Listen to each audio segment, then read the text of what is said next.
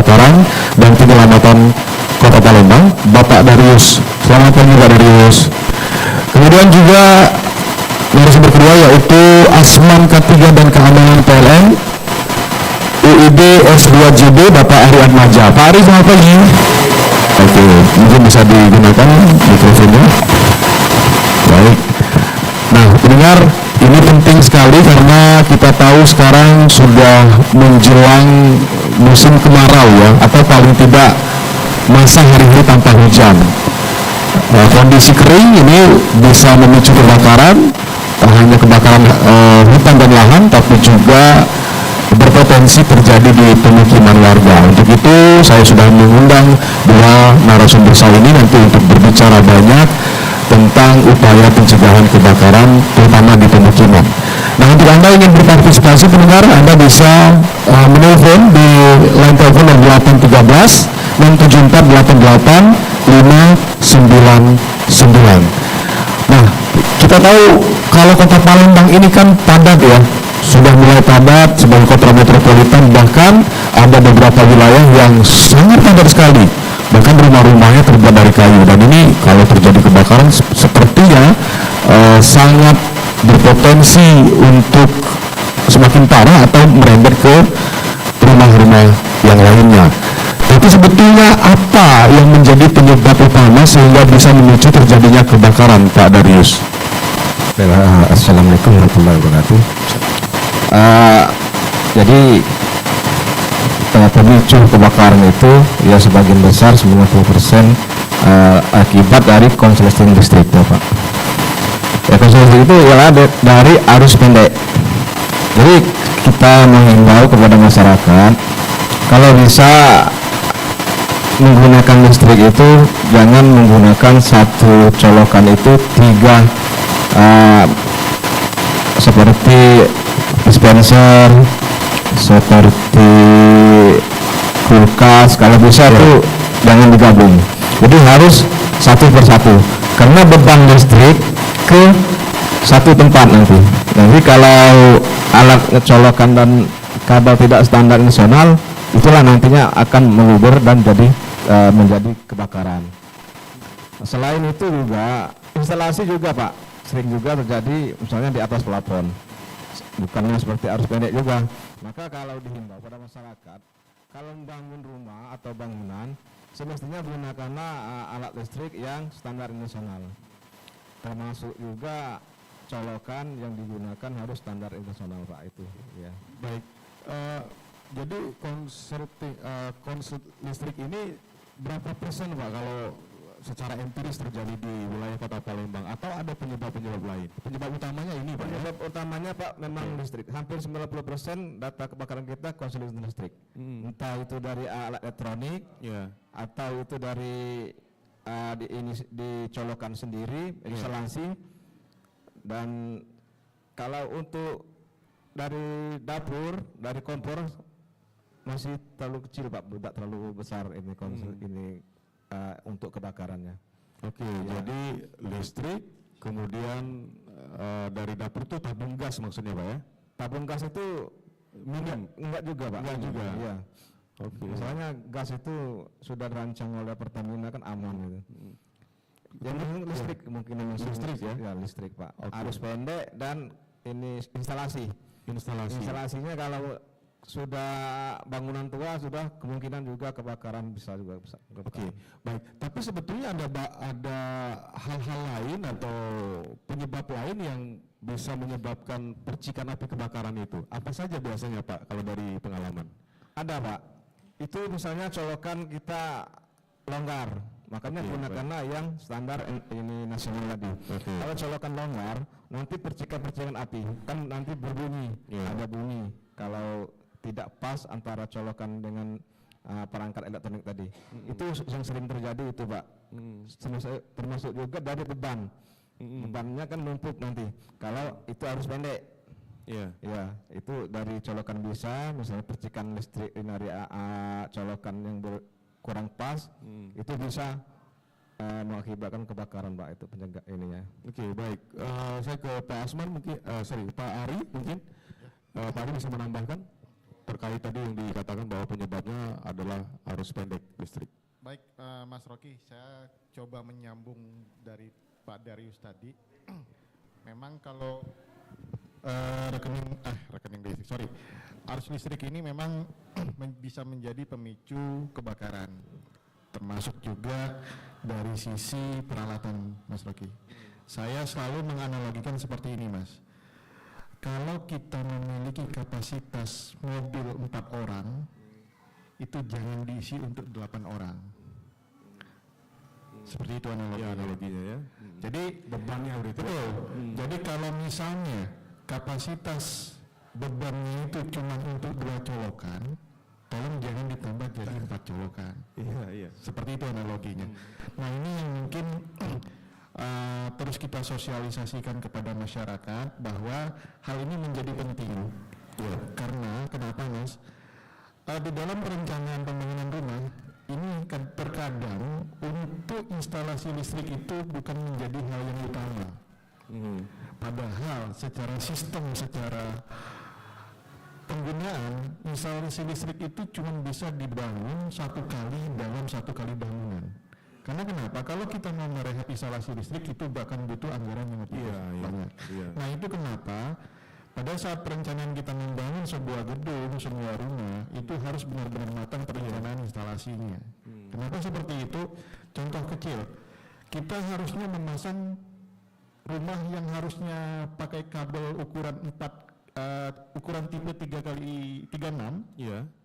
Tapi tiba-tiba ke depan kita mengekspor rumah itu menjadi tipe 100. Pertanyaan saya, jarang sekali untuk instalasinya itu untuk dirubah. Cuman hanya menambah, Mas. Tambah ruangan aja. Tambah gitu, ruangan, tambah kabel. Oh, ini yang lebih nyaman, nambahnya di sini. Padahal prinsipnya secara analogi juga instalasi listrik itu sama kayak pipa PDAM, Mas. Di mana yang lebih awal itu harus lebih besar daripada yang percabangannya.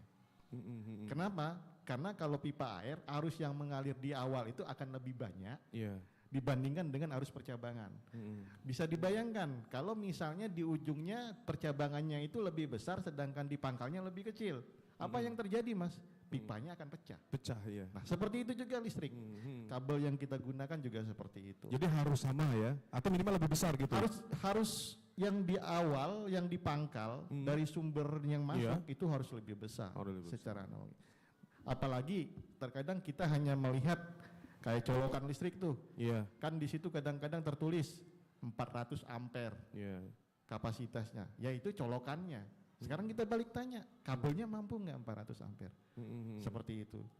Seperti itu yang. Tapi ini juga keterbatasan wawasan masyarakat ya yang kadang nggak mengerti begitu kan? Betul. Oh, ini yang penting beli kabel aja ke toko terus pasang gitu. Betul. Nah, yang ini yang kadang-kadang kami edukasi juga, yang namanya juga sekarang kan yang memasang instalasi itu kan merupakan ranah dari sisi pelanggan.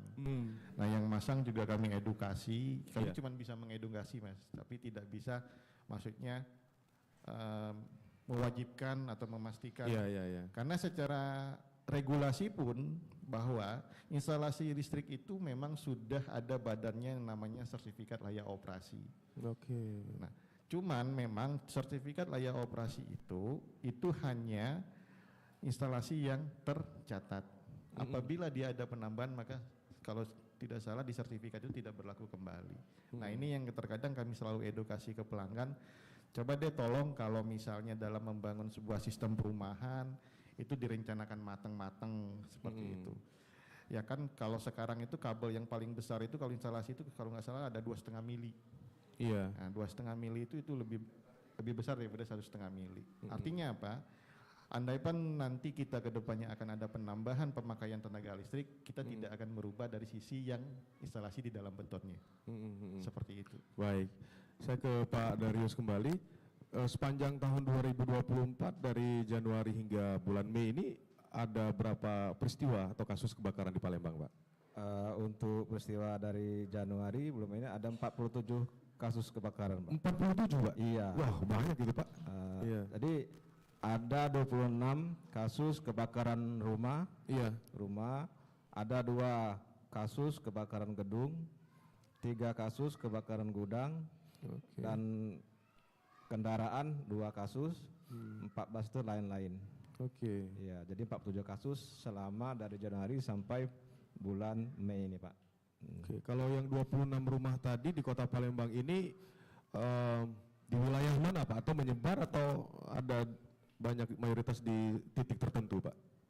Ya, menyebar juga, Pak. Tapi Menyebar, Pak, ya? yang kebanyakan di wilayah pemukimannya yang padat. Misalnya di mana Pak?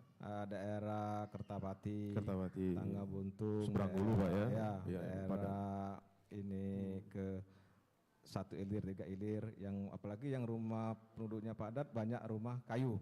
Itu yang ini.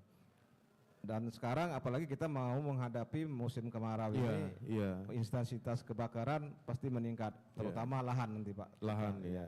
Dan kita menghimbau juga kepada masyarakat jangan membakar sampah, jangan membakar lahan, untuk mencegah supaya jangan sampai terjadi kebakaran, mengurangi asap kebakaran itu sendiri nanti Pak nantinya. Tahun lalu berapa Pak jumlahnya Pak kalau kasus kebakaran? Tahun lalu hampir 400-an Pak. Yang tahun kemarin itu yang lebih ini. Tahun sebelumnya lagi Ya, lebih. kebakaran itu yang kebanyakan dari lahan Pak kalau tahun yang kemarin. lahan ya. Kita hampir yang perumahan setiap warga maksudnya Pak? Iya, yang lahan dekat ke rumah warga. Oke. Iya. Dan itu berpotensi merembet ke rumah warga. Iya, itu yang lebih ini. Potensinya kita kalau lahan terlalu jauh dengan perumahan warga kita itu ada instansi lain gitu Pak. Kita di wilayah yang dekat permukiman warga saja itu. Ada berapa tim sih Pak kalau berapa personil maksudnya kalau di seluruh Kota Palembang kita ini Pak? Lebih kurang kita personil kita hampir 700-an Pak. Kita di Kota Palembang ini karena sudah termasuk dan kata Pak tadi kota metropolitan, kita ada 9 pos. 9 pos pemadam kebakaran. Karena kita untuk sesuai dengan respon time kita kan 15 menit Pak. Jadi di tempat-tempat titik tertentu itu harus kita adakan pos pemadam kebakaran. Oke, baik. Saya ke Pak Ari lagi. Tadi sempat mengatakan ada edukasi ya. Kalau dibuat dibuat semacam aturan, warga nggak boleh mengintervensi langsung kan nggak mungkin ya. Jadi harus edukasi. Betul. Itu kan ke warga. Kalau ke perumahan itu gimana sih Pak? Developer itu ada intervensi dari PLN nggak Pak? Sebenarnya kan karena instalasi itu merupakan ranahnya sisi pelanggan, Mas.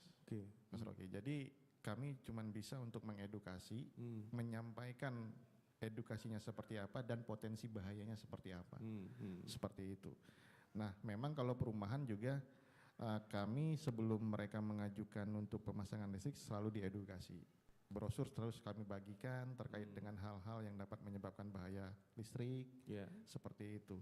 Karena memang listrik ini kalau saya bilang tidak bisa dilihat tapi bisa dirasakan.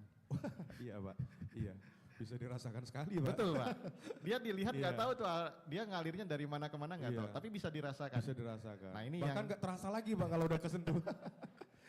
Ini yang kadang-kadang kami selalu mengedukasi pelanggan jangan dikira setiap kabel listrik itu tidak ada yang penghuninya. Iya. Seperti itu. Jangan anggap remeh. Gitu Pak ya. Sekecil apapun itu. Betul. Termasuk terkadang juga penyebab potensi kebakaran juga ada indikasi dari pemakaian tidak resmi Pak. Oke. Pemakaian tidak resmi. Maling itu Pak ya?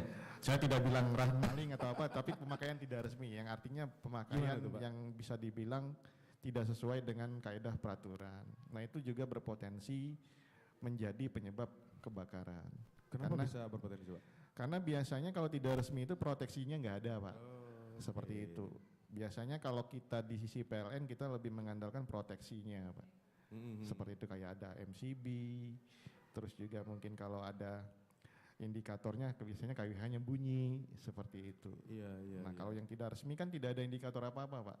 Tapi indikatornya mungkin benar kata Pak Darius tadi udah muncul api gitu. Seperti itu. Kalau udah muncul api gitu ya, udah itu indikatornya gitu ya, bahaya gitu. Jadi memang kita tidak henti-hentinya Pak. Karena edukasi ini kan secara kontinu ya. Secara kontinu memang terus kita adakan edukasi-edukasi kepada pelanggan terkait dengan bahayanya listrik. Baik. Termasuk juga tadi Pak Darius berbicara tentang musim kemarau, Pak. Iya, iya. Nah, musim kemarau itu kenapa kami selalu juga ada namanya banner kami itu menjaga jarak aman dari jaringan STM itu 3 meter, Pak. Oke. Iya. Kenapa? Karena pohon itu kalau kering, Pak, Hmm. nyentuh jaringan STM itu gosong, Pak. Iya, iya, langsung Dan gosong, itu Pak. bisa menjadi penyebab satu kebakaran pohon itu Pohon itu sendiri. sendiri, ya. Yang kedua itu bisa menjadi kerugian bagi masyarakat. Apa yang saya bilang kerugian bagi masyarakat? Ya masyarakat akan padam, Pak. Iya, terjadi pemadaman ya. Iya. Mm-mm. Iya. Akibat adanya sentuhan pohon, maka ya listrik yang kita gunakan tidak bisa digunakan. Karena memang secara prinsip listrik ini kami ciptakan sistem proteksinya itu yang lebih handal, Pak. Iya, apa itu? Ketika mereka ada ngerasakan ada arus-arus bocor Iya. seperti di STM, makanya dia padam, Pak. Otomatis ya. Otomatis. Oke. Bapak bisa bayangkan kalau dia nggak padam, Pak. Ada kabel putus nggak padam, itu Bapak bisa bayangkan betapa bahayanya. Nah, ini yang menjadi memang konsen kami, bagaimana kami menjaga agar listrik ini tetap kontinu, Iya. kerjasama dengan dinas pemadam kebakaran, dinas pertamanan seperti itu, Pak. Mm-mm. Karena ini untuk kepentingan bersama. Iya. Karena PLN sendiri merupakan layanan umum. Mm-mm. Sampai sekarang kami layanan umum secara 1 kali 24 jam, Pak. Oke, jadi Seperti ini itu. edukasi untuk masyarakat kalau terjadi terjadi pemadaman di suatu wilayah, bisa jadi karena ada arus pendek atau apa Adanya ya gitu ya. yang Kebocoran mengganggu, gitu, betul, mengganggu Pak. gitu ya. Yang mengganggu jaringan itu sendiri. Secara otomatis ya, Secara sistem ya. otomatis. Iya. Kan, kenapa saya bilang ini harus kontinu dan secara menyeluruh, Pak? Karena ini akan dirasakan. Contoh kecil misalnya nih, kita bicara dari Bukit Besar, Iya. menyuplai ke arah sini. Hmm. Mungkin dari wilayah Bukit Besarnya aman, Pak, pohon-pohonnya. Iya. Tapi yang di sininya nggak aman, itu sama aja, Pak, Oke. Mas Rocky. Iya, iya. Jadi dia satu kesatuan di mana yang saya analogikan tadi satu pipa, Iya. apabila dia tersumbat di ujung, maka yang dari awal juga nggak akan bisa ngalir. Hmm. Seperti itu. Nah, begitu juga analogi listrik ini Baik. sendiri. Nah, apa yang harus dilakukan oleh masyarakat ketika terjadi percikan api mungkin? Apa yang mungkin tips begitu untuk masyarakat? Hal-hal Kalau awal. sekarang kan media untuk menyampaikan itu sudah banyak, Pak. Oke. Media sosial media PLN 123 juga sudah ada, kontak center kita juga 123 juga sudah ada. Iya. Dan itu kami sangat mengharapkan kepada masyarakat juga, tolong infokan ke kami jika ada Oke. potensi-potensi bahaya yang dapat menyebabkan Iya. bahaya. Biasanya kan warga tuh panik. Betul. Begitu ada percikan api mereka panik. Betul. Nah, apa yang harus mereka lakukan? Mematikan switch off apa itu namanya STB gitu ya, atau apa? Keluar dulu mungkin menyelamatkan diri. Kalau terjadi percikan, kita lihat dulu, Pak. Iya. Kalau percikannya itu bisa memungkinkan dia cukup besar, maka MCB-nya harus segera diturunkan. Artinya apa? Beban yang ada itu harus dikurangin. Iya, Seperti itu. Dan biasanya juga kami kan sekarang dengan Damkar ini ada grup, Pak. ada grup Ada grup tersendiri. Jadi WA gitu, Pak. ya, Oke, ya. jadi kami selalu berkolaborasi dengan petugas Damkar ataupun petugas lainnya. Itu ketika ada laporan ke Damkar, biasanya orang Damkar langsung Meneruskan? meneruskan ke kami, Pak. Iya. Nah, meneruskan ke kami. Nah, ini yang terus kami jaga Iya. agar potensi-potensi bahaya atau penanggulangan bencananya itu lebih cepat. Iya. Seperti itu. Contoh Oke. kecil misalnya ada percikan di tiang listrik. Terkadang mereka lapornya ke Damkar, Pak. Iya. Nah, tapi ya kami tidak menutup ini hal itu. Kita sama-sama kolaborasi, orang Iya. Damkar nanti ngirim ke grup. Biar cepat, Pak ya. Biar cepat. Iya, iya. Ya kita langsung akses kirim petugas ke sana untuk memastikan percikan api itu berasal dari mana. Itu kalau di jaringan ya, di tiang listrik. Di jaringan. Kalau di dalam rumah, Pak, baiknya seperti apa gitu? Kalau di dalam rumah biasanya kalau terjadi percikan api kan biasanya itu MCB-nya langsung turun, Pak. Oh, otomatis turun. Turun. Nah, Oke. itu kalau yang resmi. Yang resmi, Tapi ya. kalau yang Ada tidak resmi proteksinya kan- ya.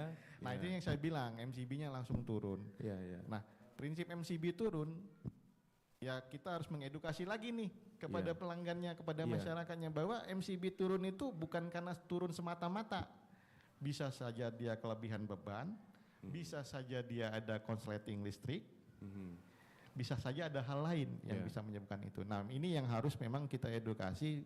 Kalau memang MCB-nya turun, tolong beban dimatikan semua, di-off-kan gitu semua, ya. silakan dinaikkan MCB-nya. Iya. Kalau kondisi MCB-nya itu menyala, silakan nyalakan beban satu persatu, Pak. Oke. Itu akan ketahuan nanti. Iya, Oh, iya. ternyata yang rusak ini ternyata stop kontak arah sini. Iya, iya. Seperti itu, Pak. Iya. Tapi jangan dipaksakan, jangan Iya. diganjel, jangan Cuma biasanya tuh masyarakat tuh ya panik ya begitu melihat ada percikan api, karena pengalaman saya juga begitu kan di rumah keluarga, ya panik duluan gitu kan. Mungkin jangan panik ya. Jangan panik, Pak. Jangan panik yang pertama gitu ya. Panik. Karena di sistem kita kan sudah terproteksi. Iya, gitu. mereka sudah langsung otomatis Betul. switch Seperti off itu. ya. Baik, Pak Darius, kalau soal prosedur penyelamatan, apa prioritas penyelamatan yang paling utama ketika terjadi sebuah kebakaran, Pak? Prosedur utama yang pertama kalau tidak ada manusianya dulu, kita ke Manusia manusia dulu, Pak, ya. Karena hari kita dinas kebakaran ini ada beberapa bidang, Pak. Ada bidang penyelamatan, ada bidang pemadaman. Di sembari kita bidang memadamkan api, bidang penyelamatan dia namanya rescue gitu, pemadaman. Oke, ini, jadi ada dua, penyelaman. Pak, ya, Iya. memadamkan. Kita bekerjasama juga dengan PMI. Iya, Ya, juga dengan PLN tadi, Pak. Seandainya ada kebakaran ini, masyarakat biasanya benar kata Pak ini nelpon kita dulu, tapi kita respon, namanya kita ini pelayanan publik. Jadi kita standby di dekat tiang listrik ada percikan api tadi, tapi kita standby, siapa tahu jangan sampai merembet ke pemukiman warga atau ke bahan-bahan yang bisa mudah terbakar, Pak itu. Kalau pengalaman selama ini sulit mendapatkan sumber air, Pak? Ya, kita sebenarnya jadi masalah juga untuk sumber air, tapi di Kota Palembang ini alhamdulillah sekarang sudah banyak kolam retensi, Pak. Jadi sumbernya dari kolam retensi. Iya, itu, Pak. Dan juga yang masyarakat saat terjadi kebakaran di wilayah itu masyarakat cepat-cepat kasih tahu kepada petugas kita bahwa oh di sana ada sumber air, Pak, bisa diambil. Itu untuk membantu kita juga itu, Pak, untuk membawa kepada masyarakat. Dan mengenai ini menambah yang untuk PLN tadi, Pak ya, karena panik kata Bapak tadi ada percikan api dalam rumah, itu jangan disiram pakai air untuk memadamkan. Jangan disiram Iya, pakai air, jangan ya? disiram pakai air, itu jadi harus kalau itu kan masih ada arus itu, Pak. Walaupun stop kontaknya sudah NCP putus, tapi masih ada arus itu, Pak. Oh gitu. Di dalam kabel itu masih ada arus. Iya, Jadi sebaiknya gunakan pasir. Pasir, Pak? Iya, dilempar dengan pasir atau ambil daun basah. Iya. Ada pohon-pohon yang basah depan rumah, Iya. dilemparin pasir. Jangan Pasirnya yang bersih, Pak ya? setelah atau dia di Terserah, Pak, ya. rumah ya, yang penting Iya. dia jangan kita Iya. tersentuh dengan Iya, ini aliran listrik, Pak. Itu Iya, supaya jangan kita tersengat listrik.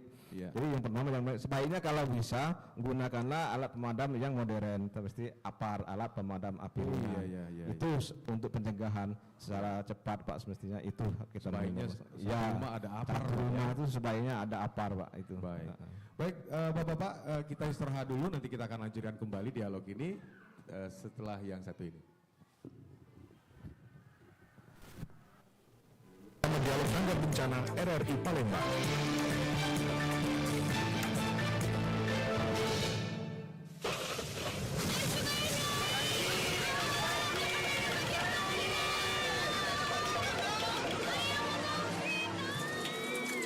Kamu kena banjir ya, Pus. Kasihan, sini aku keringkan badanmu ya. Kasihan si Pusi ya, Ca. Habis orang-orang itu suka buang sampah di kali sih.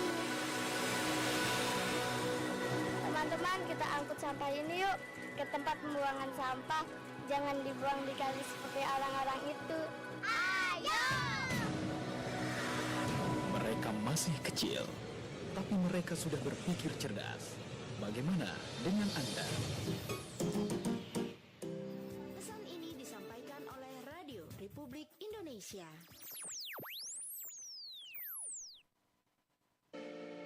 RRI Digital. Nikmati kemudahan interaksi, partisipasi, dan kolaborasi dengan RRI Digital. Interaksi, dengar dan saksikan siaran langsung kami, daftarkan akun kamu, dan mulailah berinteraksi di setiap program dan konten kami. Partisipasi, kreasikan konten kamu dengan berita, podcast, vlog, film, musik, dan playlist. Kolaborasi, kami mengajak berbagai komunitas untuk berkembang bersama melalui digital platform. RRI Digital sekarang menghadirkan terobosan baru, workspace platform dan online learning platform dengan fasilitas-fasilitas unggulan, monitor impact dan outcome, meeting online, video conference, dan library. RRI Digital menghadirkan fitur-fitur untuk peningkatan interaksi, partisipasi, kolaborasi, workspace, dan learning. Yuk segera download RRI Digital.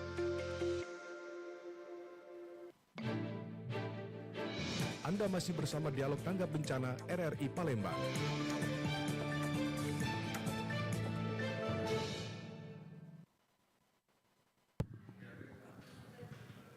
Terima kasih pendengar, Anda masih bersama kami dalam Dialog Interaktif Kentongan. Kami siaran langsung dari kantor Dinas Kebakaran Kemuning. Di luar dapat saya gambarkan cukup ramai, ya. Karena kebetulan ada kunjungan dari anak-anak TK dan ada 2 mobil armada dinas pemadam kebakaran di sini yang standby, dan kita tahu bahwa kantor ini di sampingnya juga ada sungai, Pak ya. Mungkin bisa dimanfaatkan kalau terjadi kebakaran, bisa ambil air dari sebelah ini, Pak ya. Iya, Pak. Ya, karena ini di samping itu juga kita sudah ada gronteng penampungan air. Oh, ada penampungan setiap air pos juga. kita ada itu, Pak. Ya. Iya. Jadi armada kita sudah siap, sudah ready. Ya, Iya. jadi nggak seperti harus isi lagi. Iya. Kita sudah ready, siap digunakan. Berapa lama Pak biasanya kalau ada panggilan kebakaran, tim Bapak dari kantor itu persiapan, bisa diceritakan ada persiapan kemudian sampai ke titik lokasi itu seperti apa prosedurnya, Pak? Jadi gini, Pak, kita sesuai dengan standar internasional bahwa harus spend time gitu pemadam kebakaran itu 15 menit, Pak. 15 menit? Iya, jadi 15 menit itu kita sudah melakukan pemadaman. Mulai dari kita menerima telepon sampai kita persiapan, kita berangkat, sampai ke tujuan titik kebakaran itu 15 menit. Kita sudah melakukan pemadaman itu, Pak. Oke, itu standar internasional Ya, ya. standarnya itu, Pak. Respon time kita. Kalau kita sering nonton film kan biasanya tuh ada adegan di mana wah sibuk gitu ya. Tim-tim tuh sibuk, ada yang turun dari atas begitu kan. Dan gambarannya memang seperti itu, Pak ya. Iya, memang seperti itu, Pak. Harus tim harus sigap, cepat begitu, Pak ya. Iya, dengan kondisi fisik yang sehat, Pak ya. Karena itu kan termasuk dari tanggap darurat, kita harus ada standar respon time-nya, kita harus cepat, Pak. Iya. Oke, baik. Nah, tadi kita sempat singgung kalau di Palembang akan menghadapi musim panas ya. Hari-hari tanpa hujan sekarang nampaknya sudah mulai terjadi. Ini saya penasaran, apakah panasnya matahari itu bisa membuat katakanlah misalkan ranting sebuah pohon itu terbakar dan di dekatnya itu misalkan ada tiang listrik. Apakah ada medan magnet di sekitar tiang listrik itu mempercepat terjadinya kebakaran? Apakah seperti itu, Pak Ari? Gambarannya. Kalau secara gambaran ya, untuk yang medan magnet itu memang namanya adanya induksi, Pak. Ya, induksi ya. Induksi ya. Nah, induksi itu memang ada di dalam arus yang mengalir atau di dalam konduktor yang mengalir, seperti itu. Cuman memang rata-rata pemicunya itu karena ada sentuhan, Pak. Oh, harus bersentuh dulu ya? Ya, sentuhan secara sesaat yang dapat menyebabkan percikan. Itu kenapa kalau dahan kering itu akan lebih cepat terbakar apabila terkena jaringan kita. Itu kenapa juga kita selalu mengedukasi, meminta kepada masyarakat bahwa tolong beri kesempatan kami untuk menjauhkan ranting tersebut dari jaringan listrik. Oke, saya juga lihat rutin ya. Rutin. Penebangan pohon, Betul. dahan begitu ya. Jadi namanya kita itu namanya tim pampas kita, Pak. Jadi kita bukan namanya membunuh pohon, tapi kami menjaga jarak aman antara pohon dan jaringan listrik. Seperti itu. Di mana jarak aman sendiri itu kurang lebih sekitar 3 meter, Pak. 3 meter dari kabel listrik. Kabel-kabel listrik itu ya.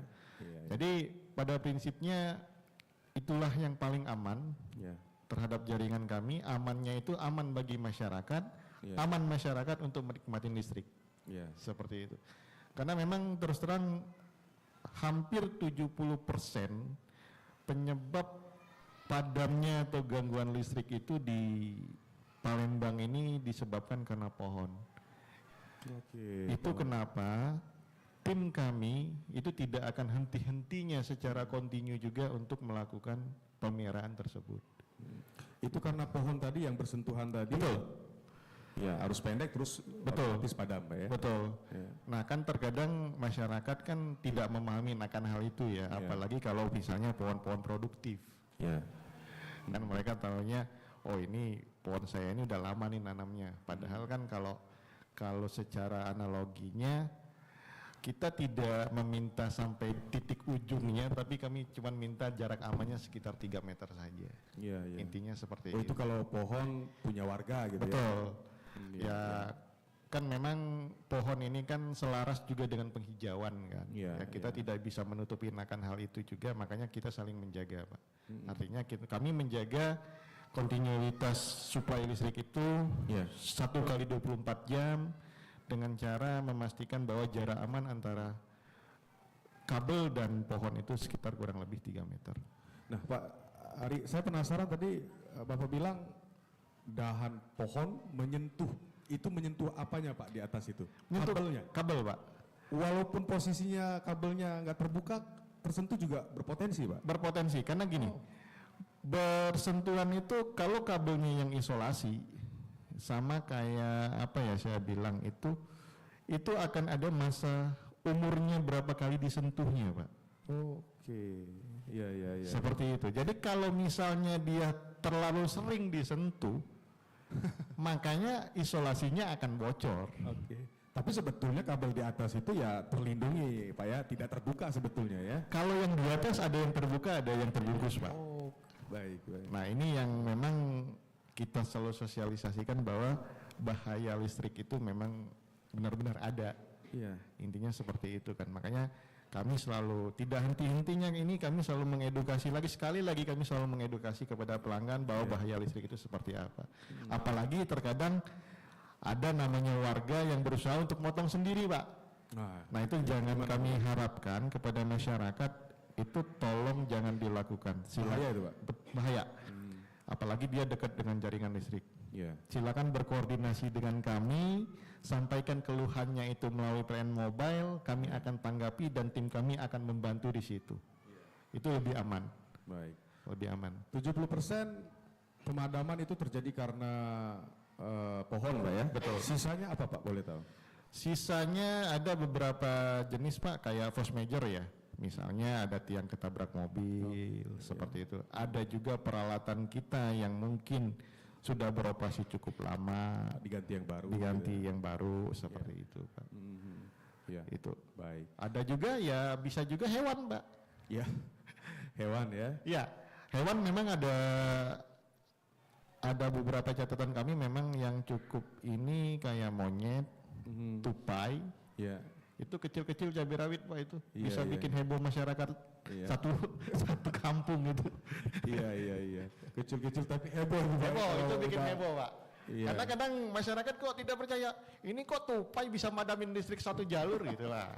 Iya. Dia kan kadang-kadang dia melompat itu, Pak. Makanya saya bilang tadi, kenapa 3 meter, Pak? Kalau masih 1 meter itu tupai itu masih bisa. Masih bisa sampai deh ya. Betul.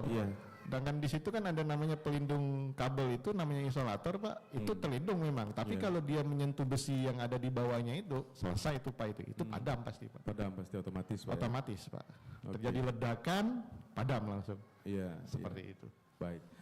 Pak Darius, boleh cerita-cerita sedikit, Pak, pengalaman mungkin ada peristiwa kebakaran yang paling sulit dipadamkan, Pak. Itu biasanya apa yang menyebabkan itu, Pak?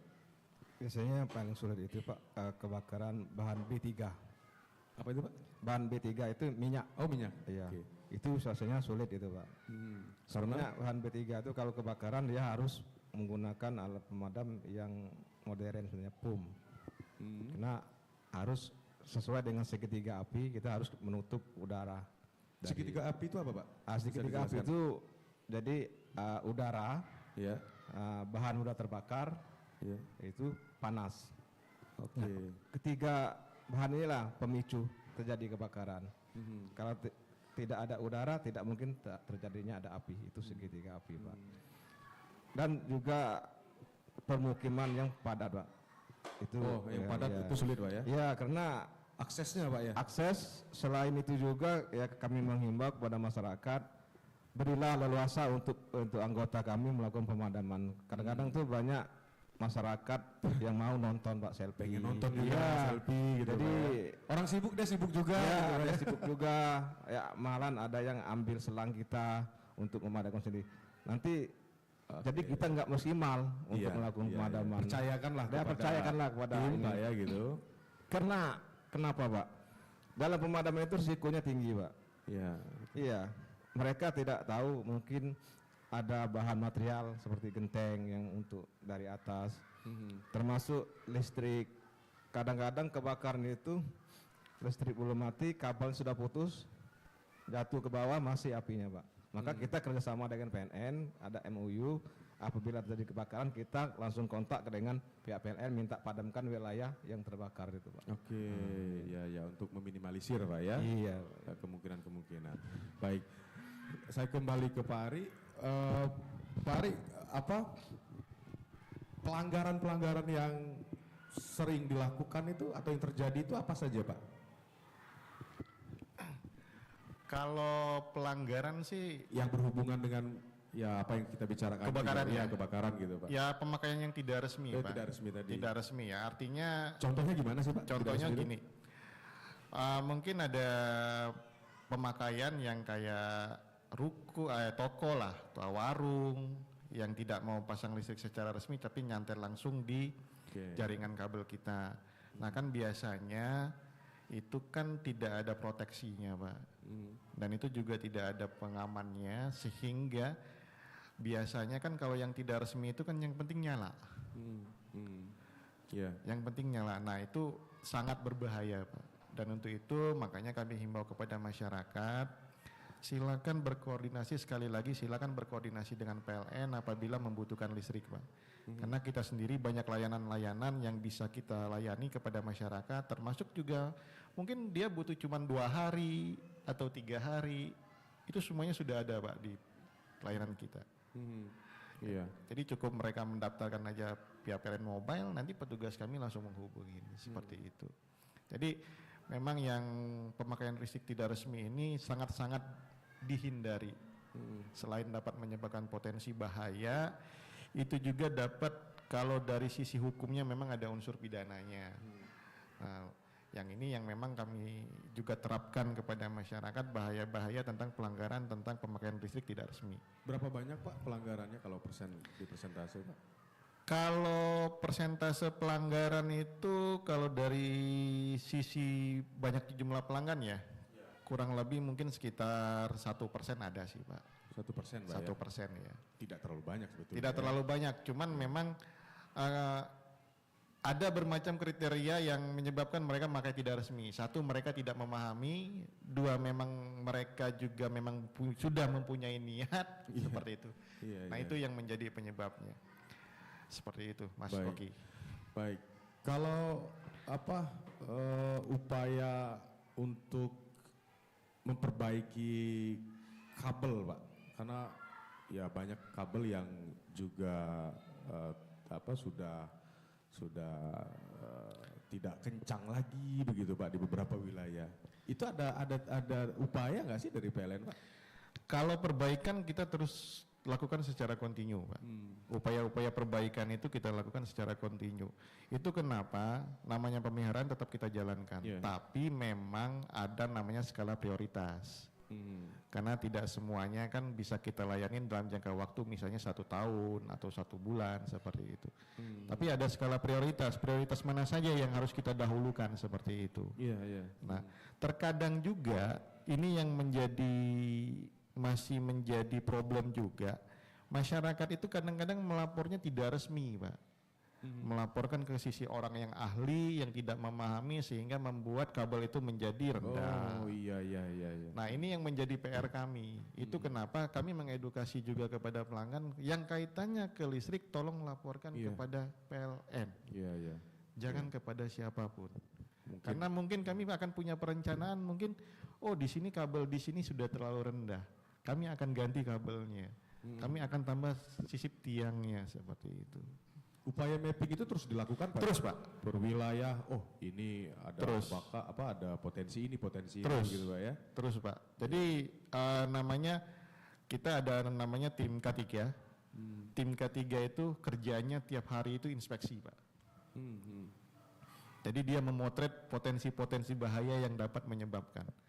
Dan itu sampai ke manajemen. Seperti itu. Dan itu harus ditindaklanjuti. Ada berapa tim Pak banyak?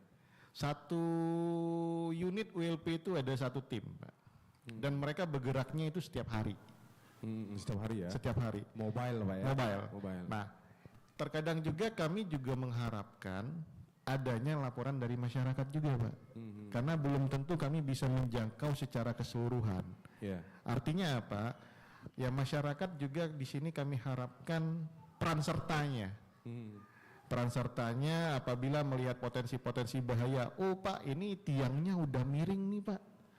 Diputus. Kalau segan-segan laporkan. Laporkan Pak. Iya. Laporkan. Karena masyarakat juga bagian dari pelanggan kami dan kami harus menindaklanjuti itu. Iya. Seperti itu Mas. Jadi memang kita membutuhkan meningkatkan aware masyarakat. Karena kalau cuek ya udah gitu ya. Jadi kalau cuek ya udah Pak, artinya setiap case, setiap permasalahan itu nggak akan terdeteksi secara cepat. Iya. Terdeteksi tetap bisa terdeteksi, tapi mungkin akan butuh waktu.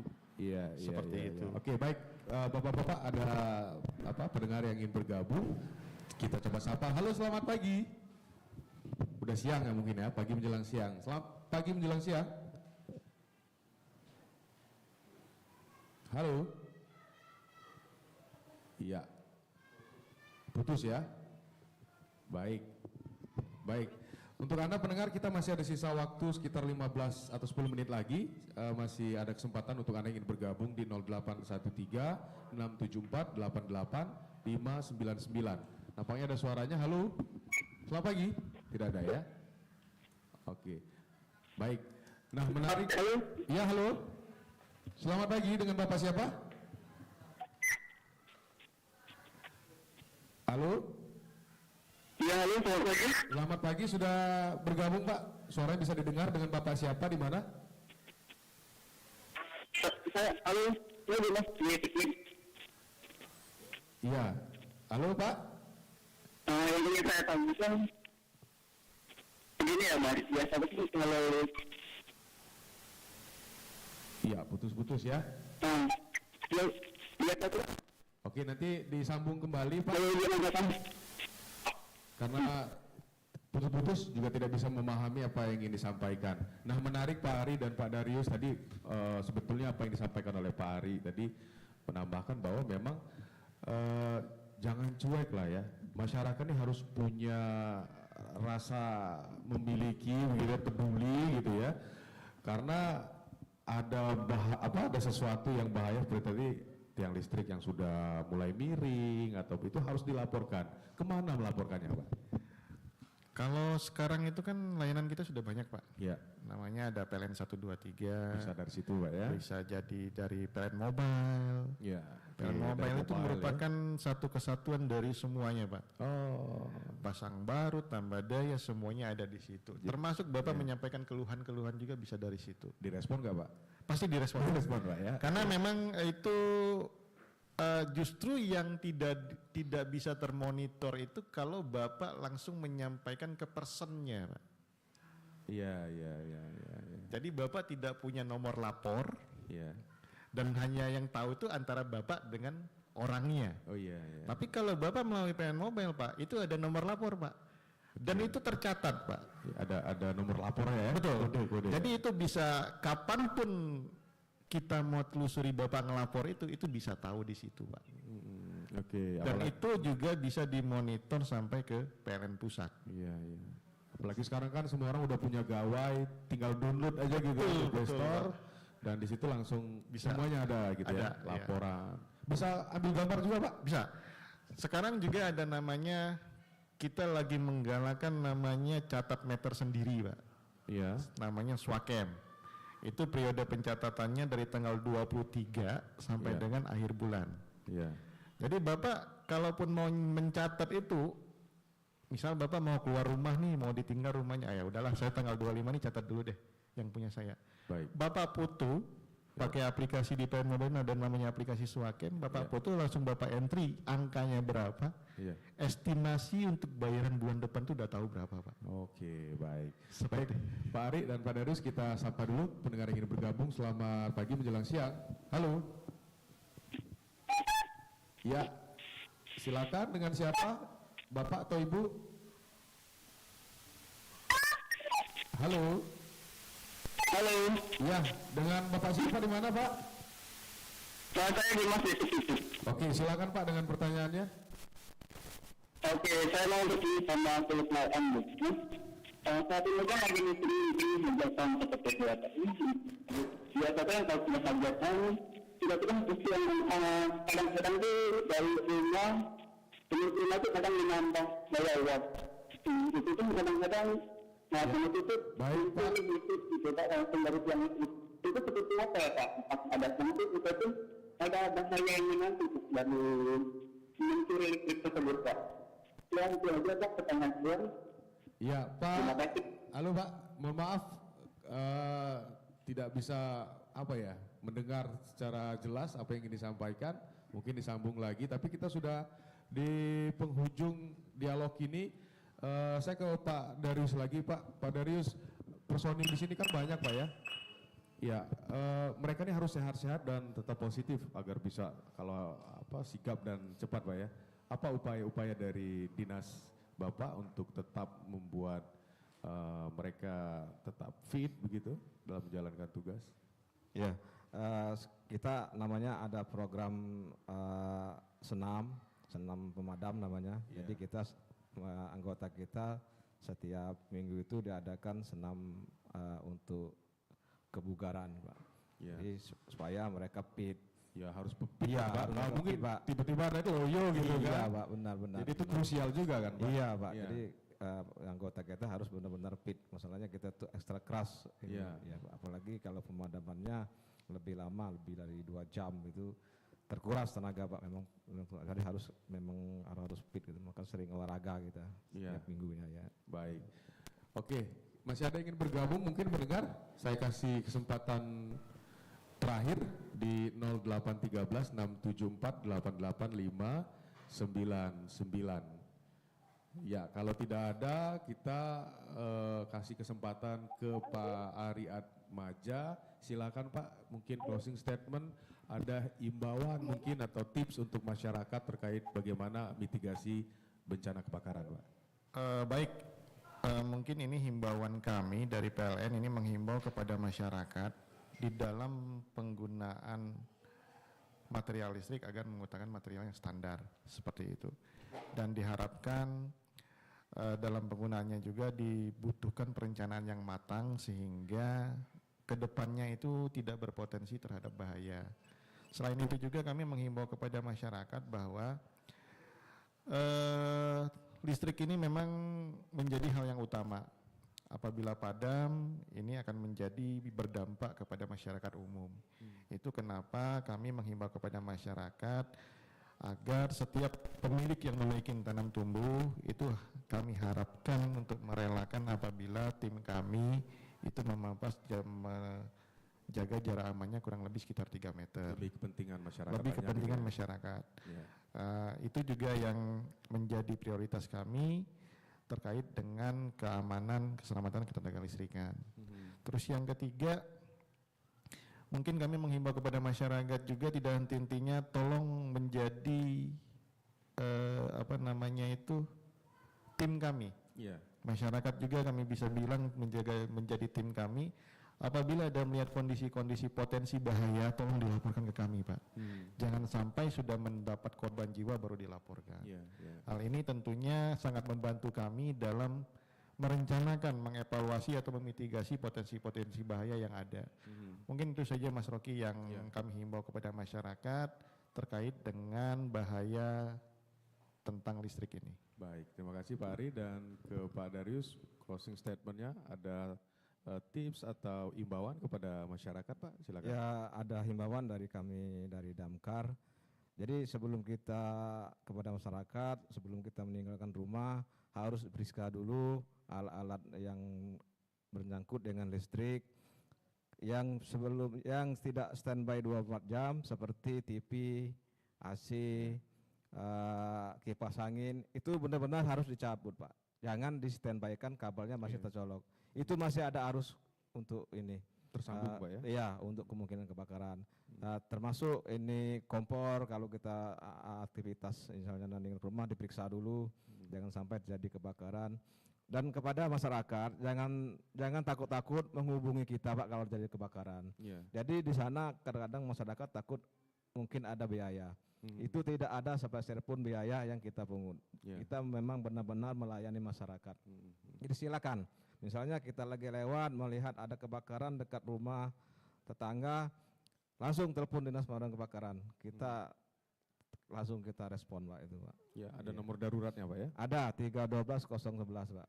312-011 telepon saja ke sana, nanti langsung ditanggapi oleh tim ini kita, tim pemadam kita yang jaga standby 24 jam. Kita siap kapanpun. Kita siap, itu, Pak. Baik, terima kasih Pak Darius, dan pendengar juga pemirsa, bahwa listrik ini memang bermanfaat untuk kita, tapi kita juga harus waspada, meningkatkan kewaspadaan kita, terutama masyarakat ya, di rumah, untuk tidak menganggap remeh apapun yang terkait dengan listrik. Seperti tadi diungkapkan oleh Pak Darius, juga oleh Pak Ari, kalau sudah kejadian ya siapa yang bertanggung jawab gitu ya.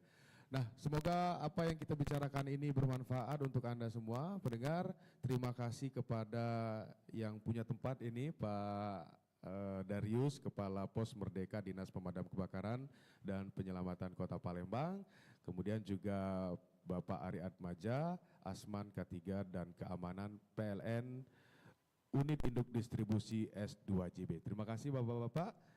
Dan kita akan jumpa di lain kesempatan. Kami tim siaran langsung RRI Palembang mengucapkan terima kasih. Saya Rocky Pratama dan sampai jumpa. Demikian dialog tanggap bencana RRI Palembang.